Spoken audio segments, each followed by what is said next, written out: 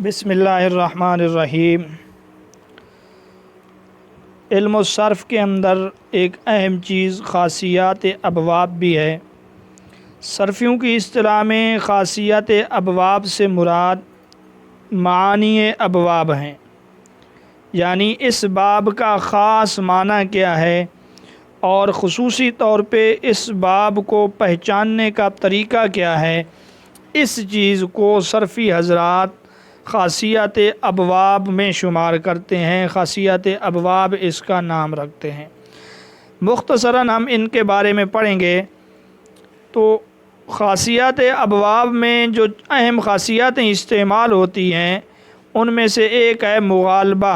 یہ غلبہ سے نکلا ہے، جس کا مقصد ہے شخص غالب کے اظہار غلبہ کے واسطے ایک مادہ کے دو فعلوں میں دوسرے کو باب مفعلہ کے بعد لانا۔ یہ آگے ہم جب آپ کو مثالیں بتلائیں گے تو انشاءاللہ آپ کو سمجھنا آسان ہوگا۔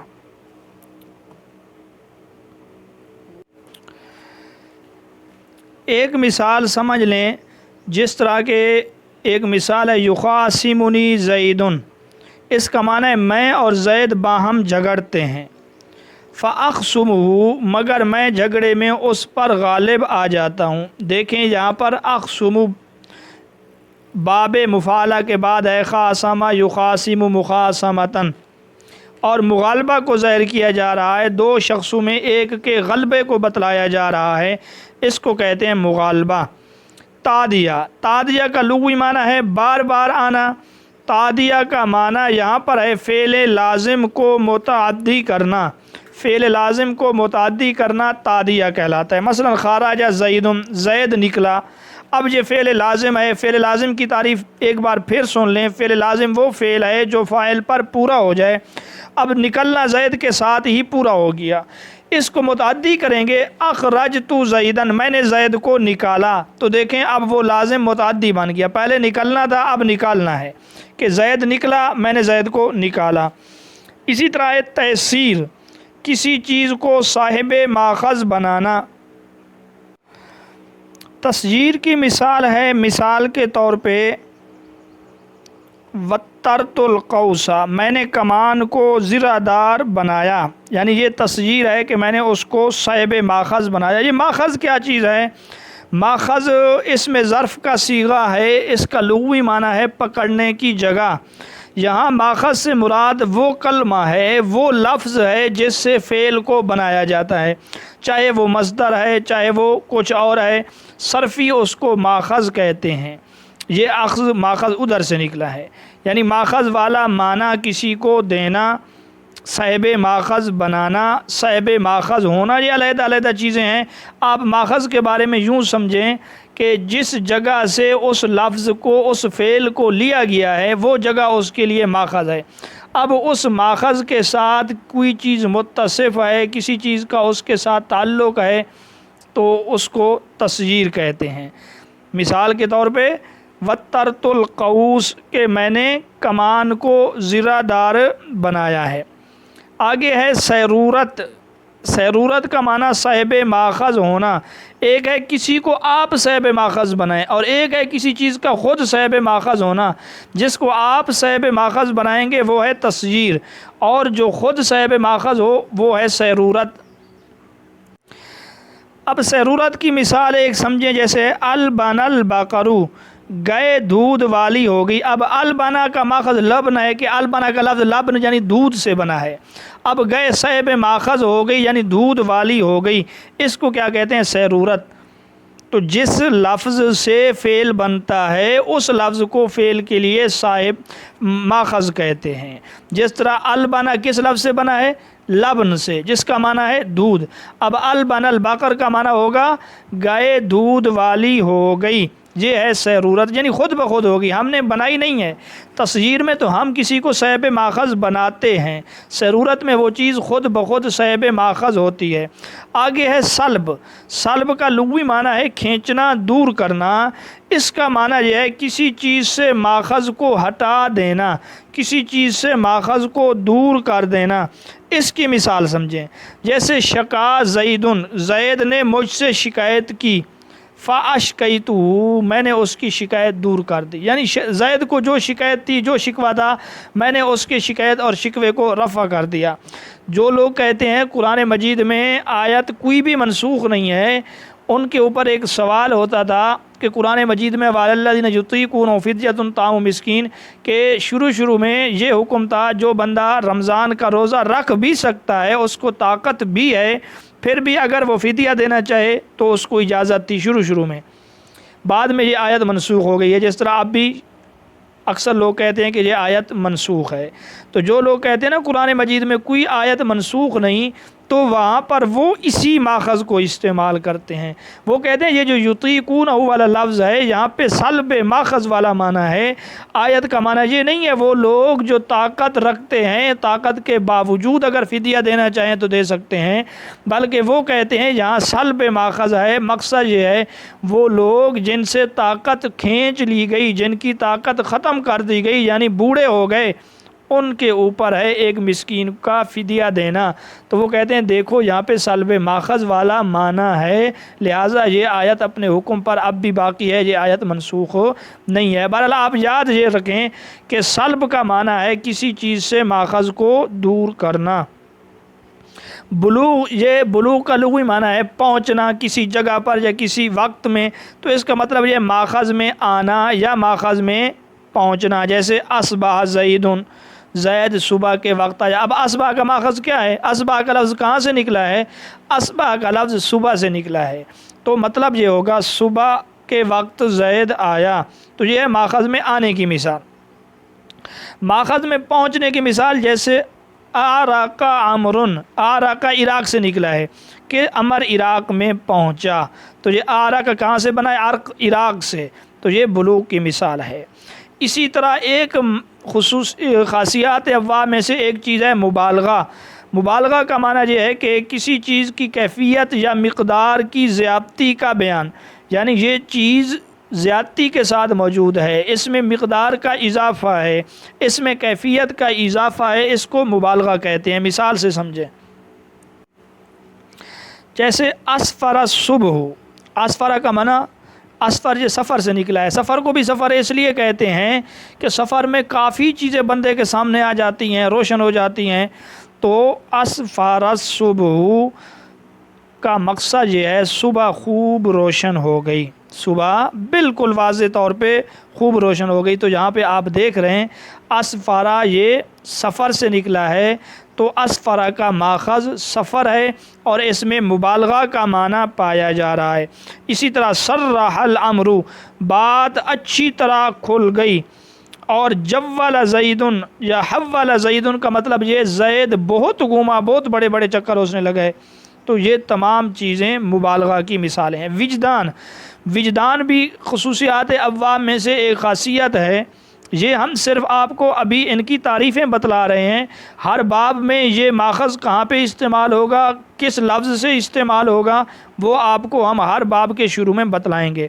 विजदान का लुग़वी माना तो है पाना। विजदान का मतलब यह है किसी चीज़ को माखज़ के साथ मुत्तसिफ़ पाना, यानी माखज़ वाली सिफ़त किसी चीज़ के अंदर मौजूद है। इसकी मिसाल समझे,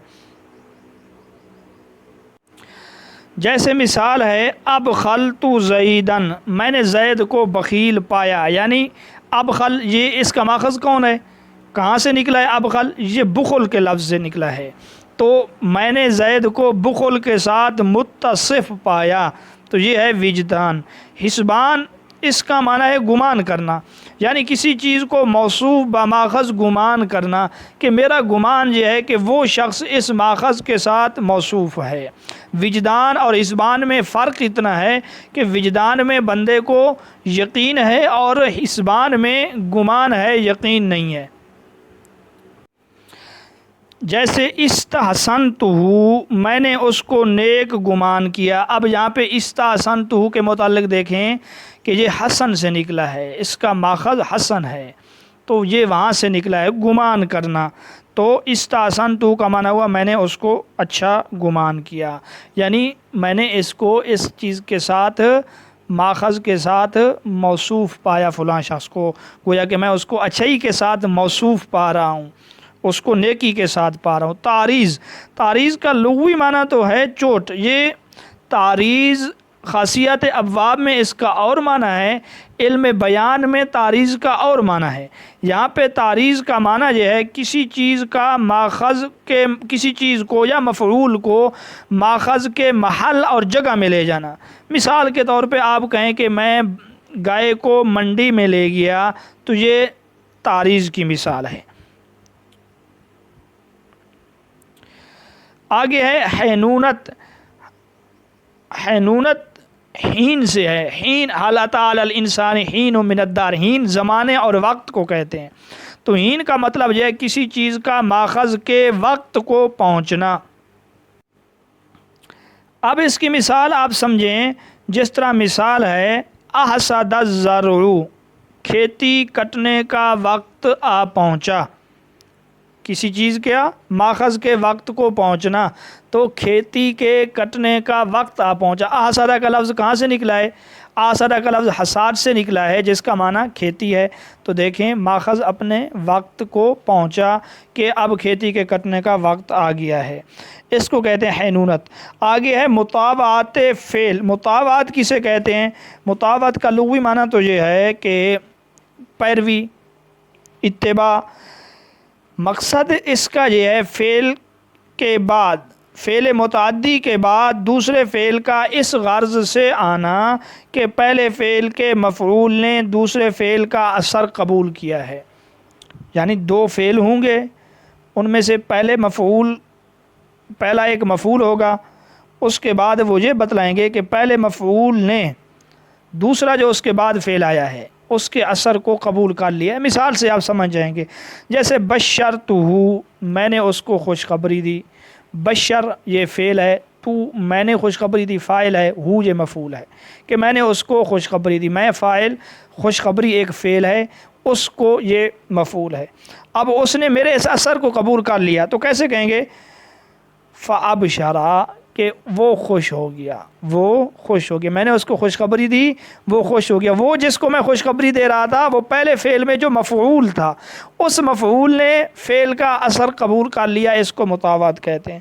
الباس ماخذ، الباس کا معنی آسان ہے، یعنی کسی کو ماخذ کا پہنانا، جیسے جللت الفرس، میں نے گھوڑے کو جھول پہنائی، اس کو کہتے ہیں الباس ماخذ۔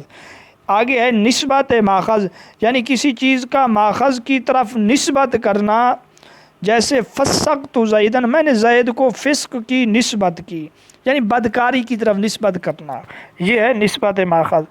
آگے ہے تخلیط، یہ خلط ملط سے ہے، خلط کا معنی جڑنا، کسی چیز کا ماخذ سے جڑنا، جیسے ذہبت الاناء، میں نے برتن کو سنہری کیا، یعنی سونے سے جوڑ دیا، سونے کا پانی اس کو لگایا، تو اس کو کہتے ہیں تخلیط ماخذ۔ آگے ایک لفظ ہے تحویل، یہ تخلیط، یہ تعویل، یہ باب تفعیل کے ہیں، جس طرح لفظ سے پتہ چل رہا ہے۔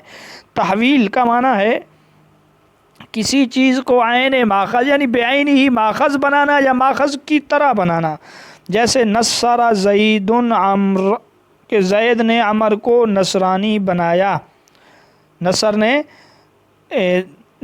زید عمر، کہ زید نے عمر کو نصرانی بنایا، اس کو پھیرا ہے، تحویل کیا ہے۔ اور اس کے بعد ہے تحول، تحول کہتے ہیں کسی چیز کا عین ماخذ ہونا یا مثل ماخذ ہونا۔ اس کی مثال سمجھیں، اس کی مثال ہے تنصر زید، زید نصرانی ہو گیا۔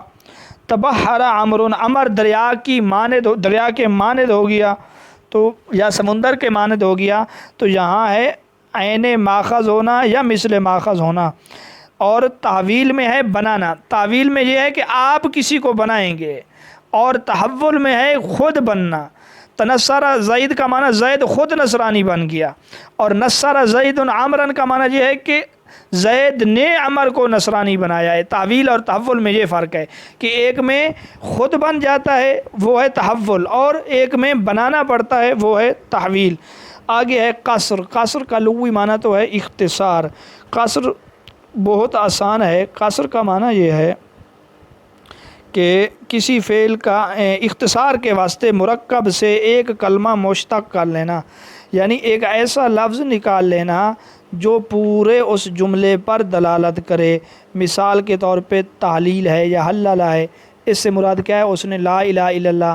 اسی طرح حوقلہ سے مراد ہے لا حول ولا قوت۔ تو ان چیزوں کو قصر کہیں گے کہ مرکب سے ہم نے ایک ایسا جملہ مختصر کر لیا، وہ جملہ پورے لفظ پر دلالت کرتا ہے۔ جس طرح استرجا، اب استرجا کا معنی ہے انا للہ و انا الیہ راجعون پڑھنا۔ ابتدا، ابتدا کا مطلب یہ ہے کسی فعل کا ابتدا میں مزید فی سے آنا، یعنی کسی فعل کا ابتدا میں مزید فی سے ایسے معنی میں آنا، مجرد میں اس کا وہ معنی نہیں ہے، مجرد میں وہ لفظ دوسرے معنی میں استعمال ہے، لیکن مزید میں آ کے وہ اور معنی میں استعمال ہونے لگا تو اس کو ابتدا کہتے ہیں۔ جیسے مثال ہے تکلم عمر، عمر نے کلام کیا، مجرد میں کاف لام میم کلم جو ہے اس کا معنی ہے مجروح کرنا، زخمی کرنا، تو یہ مجرد میں اور معنی میں استعمال ہوا، اور جب مزید میں آیا تو دوسرے معنی میں استعمال ہوا، تو اس کو کہتے ہیں ابتدا، کیونکہ یہ ابتداءً مزید میں آ کر اور معنی میں استعمال ہو رہا ہے، ورنہ مزید تو مجرد سے بنتا ہے، آپس میں کوئی مناسبت ہوتی ہے، جیسے سامیہ اسما، اسی طرح خارجہ نکلا، اخرجہ نکالا، لیکن ابھی زخمی کرنے میں اور کلام کرنے میں، زخمی کرنا اور معنی ہے، کلام کرنا اور معنی ہے، تو کلام کرنے کے معنی میں یہ مجرد میں استعمال نہیں ہوا۔ آگے ہے اقتضاب۔ اقتضاب اور ابتدا میں تھوڑا سا فرق ہے۔ اقتضاب کہتے ہیں کسی فعل کا ابتداءً مزید فی میں آنا اور مجرد میں استعمال نہ ہونا۔ پہلے ابتدا میں یہ تو تھا کہ وہ فعل مجرد میں استعمال ہے، اس فعل کو مجرد میں استعمال کیا جاتا ہے لیکن معنی اور ہے، اور اقتضاب میں یہ ہے کہ ثلاثی مزید سے ایک ایسا فعل آتا ہے مجرد میں اس کا وجود ہی کوئی نہیں ہے۔ مثال سمجھیں، جیسے ہے تمارازا زیدن، کہ زید نے دکھاوے کے لیے اپنے آپ کو بیمار دکھایا، بیمار بنایا، یعنی زید بیمار تھا تو نہیں، لیکن اس نے دوسروں کو دکھایا ہے کہ یہ بیماری والا ماخذ، یہ مرض والا ماخذ میرے اندر موجود ہے، میں بیمار ہوں۔ تکلف کا معنی یہ ہے ماخذ میں تصنع اور بناوٹ اور دکھلاوا کرنا، اس کو کہتے ہیں تصنع۔ تصنع کی مثال ہے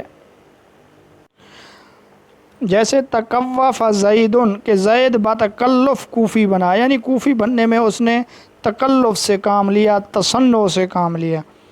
اس کے بعد ہے تجنب۔ تجنب اجتناب سے ہے، یعنی ماخذ سے اپنے آپ کو بچانا، ماخذ سے اپنے آپ کو دور کرنا، جیسے تعصم زیدن، اس کا معنی یہ ہے کہ زید گناہ سے بچا، یہ مطلب نہیں ہے کہ زید گناہ میں پڑ گیا، بلکہ یہاں تجنب والا معنی ہے۔ تعمل کا معنی ہے ماخذ کو کام میں لانا، جیسے تختم زیدن، کہ زید نے انگوٹھی پہنی، اب لازمی بات ہے انگوٹھی کو پہننا، انگوٹھی کو کام میں لانا ہے۔ اتخاذ کا معنی ہے کسی چیز کو ماخذ بنانا، جیسے توسد الحجر زیدن، زید نے پتھر کو تکیہ بنایا، یعنی اس کو کام میں لایا۔ تدریج کا لغوی معنی ہے ڈھیل، اس کا معنی ہے کسی کام کا آہستہ آہستہ کرنا یا ماخذ کو مہلت بمہلت کرنا، جیسا کہ مثال ہے تجرع زیدن، زید نے گھونٹ گھونٹ پیا۔ تحفظ عمر، عمر نے تھوڑا تھوڑا کر کے قرآن مجید کو حفظ کیا۔ اشتراک کا معنی ہے دو شخصوں کا مل کر، اشتراک مشترک سے ہے دو شخصوں کا مل کر کسی کام کو اس طرح سر انجام دینا کہ ہر ایک کام کرنے والا بھی ہو جس کو فاعل کہتے ہیں اور ایک مفعول بھی ہو، جیسے قاتل زید عمرا، کہ زید اور عمر نے باہم قتال کیا، باہم لڑائی کی، ایک دوسرے کو مارا۔ دیکھو تو یہاں پر دونوں فاعل بھی ہیں، دونوں مفعول بھی ہیں۔ اس کے بعد ہے موافقت۔ موافقت کا معنی ہے دوسرے فعل کے ہم معنی ہونا، جیسے ضاعفت الشیء، یہ ضاعفت کے ہم معنی ہے، دونوں کا معنی یہ ہے کہ میں نے ایک چیز کو دگنا کر دیا، یعنی ایک باب اگر دوسرے باب کے کسی کے معنی میں ہو جائے تو اس کو موافقت کہتے ہیں۔ مثلا باب مفعلہ کا کوئی لفظ اگر باب تفعیل کے ہم معنی ہو جائے تو یہ موافقت ہے۔ تصرف کا معنی ہے تحصیل ماخذ میں کوشش کرنا، کسی چیز کے لیے کوشش کرنا تصرف کہلاتا ہے، جیسے اکتسب العلم، اس نے علم حاصل کرنے کی کوشش کی۔ تخییر یا تخیر کا معنی ہے فاعل کا فعل کو اپنے لیے کرنا، کہ اس نے جو یہ کام کیا ہے اپنے لیے کیا، جیسے اکتال الشعیر یا اکتال الثوب، اس نے جو جو ناپے ہیں یا کپڑے کا اس نے جو وہ اندازہ کیا ہے اور کپڑے کو ناپا ہے وہ اپنے لیے ناپا ہے، کسی اور کے لیے نہیں۔ اور طلب کا معنی یہ ہے ماخذ کو طلب کرنا، یہ بڑا آسان ہے، جیسے استغفر زید، زید نے مغفرت اور معافی اور بخشش اللہ رب العزت سے طلب کی ہے۔ اسی طرح ایک چیز ہے لیاقت، لیاقت کا معنی ہے کسی چیز کا ماخذ کے لائق ہونا، جیسے استرقا الثوب کہ کپڑا اتنا پرانا ہو گیا اب وہ پیوند کے لائق ہے، اس کو کوئی جوڑ لگائیں۔ لزوم اور علاج، لزوم کا معنی ہے فعل لازم کے معنی میں ہونا، اور علاج کا مقصد یہ ہے فعل کے معنی کا تعلق اعضائے ظاہرہ سے ہونا، مثلا آنکھ، ناک وغیرہ۔ اب اس کی مثال سمجھیے، جیسے انکسار، انکسار کا معنی ہے ٹوٹنا۔ اب یہ ٹوٹنا فعل لازم بھی ہے اور ٹوٹنے کا تعلق جو ہے وہ اعضائے ظاہرہ سے ہے، ہڈی سے ہے، ہاتھ سے ہے، ناک سے ہے، انگلی سے ہے، تو اس کو کہیں گے لزوم و علاج۔ مبالغہ لون و عیب، یعنی رنگ یا عیب کے معنی میں زیادتی کا پایا جانا۔ اس کی مثال یہ احمرہ بہت زیادہ سرخ ہو گیا، احولہ بہت زیادہ مہنگا ہو گیا، تو اس میں عیب کے معنی میں مبالغہ ہے اور احمرہ میں رنگ کے معنی میں مبالغہ ہے۔ تو یہ الفاظ ہیں جو استعمال ہوتے ہیں ایک دوسرے کی جگہ خاصیت کے طور پہ۔ اب آپ سے اگر پوچھ لیں کہ فلاں لفظ کی خاصیت کیا ہے، سیرورت کا معنی کیا ہے، تصغیر کا معنی کیا ہے، تغییر کا معنی کیا ہے، تو انشاءاللہ آپ ہمارے اس لیکچر کو سننے کے بعد اس چیز کے قابل ہو جائیں گے کہ آپ خود بخود اس کا معنی بتلا سکیں گے۔ اب آگے ہر باب کے جو خاصیات ہیں ان کے متعلق ہم مختصر پڑھتے ہیں۔ یہ جو اوپر میں نے خاصیات بتلائی ہیں یہ ہر باب میں یا مکمل یعنی یہی خاصیات ہیں جو ایک دوسرے ابواب میں استعمال ہوتی رہتی ہیں، کوئی کسی باب میں کوئی کسی باب میں۔ اب ہر باب کی خاصیت کون سی ہے؟ تو ثلاثی مجرد میں سب سے پہلے باب جو ہے ناصرہ ینصرو، اس باب کا مشہور خاصہ مغالبہ ہے۔ سب سے پہلی خاصیت جو آپ سن چکے ہیں، مغالبہ کا معنی ایک کا دوسرے کے اوپر غالب آ جانا۔ مثال یخاصمنی زید فاخصمہ، کہ میں اور زید باہم جھگڑتے ہیں مگر میں اس پر غالب آتا ہوں۔ اور ضرب یضرب، اس کا خاصہ بھی مغالبہ ہے لیکن تھوڑا سا فرق ہے۔ ضرب یضرب سے مغالبہ والا معنی تب ہوگا جب فعل مثال واوی ہو۔ مثال واوی کیا ہے؟ یعنی فا کلمہ کی جگہ پر وہ حرف علت ہو یا اجوف یائی ہو۔ اجوف کہتے ہیں عین کلمہ کی جگہ حرف علت ہو اور وہ بھی یا ہو، یعنی حرف علت وہ الف یا میں سے یا ہو، یا ناقص یائی ہو۔ ناقص کہتے ہیں وہ کلمہ جس کے لام کلمہ کی جگہ حرف علت ہو، اور ناقص یائی کا مطلب یہ ہے کہ لام کلمہ کی جگہ ہو بھی حرف علت اور ہو بھی یا۔ تو گویا باب ضرب یضرب کی خاصیت مغالبہ تب ہے یا تو مثال واوی ہو یا اجواف یائی ہو یا پھر ناقص یائی ہو۔ مثال ایک دیکھ لیں، با یعنی زید فابیو، زید مجھ سے خرید و فروخت کرتا ہے، یعنی ہم ایک دوسرے سے بیچتے خریدتے رہتے ہیں، لیکن فابیو میں خرید و فروخت میں اس سے بڑھ جاتا ہوں۔ آگے باب سامع یسمع، یہ باب زیادہ تر لازم استعمال ہوتا ہے، متعدی بہت کم، اور رنج والا معنی، خوشی والا معنی، غمی والا معنی، بیماری، رنگ، عیوب، جسمانی حلیہ، یہ اس باب کی خاصیت ہے کہ زیادہ تر اسی باب سے آتے ہیں۔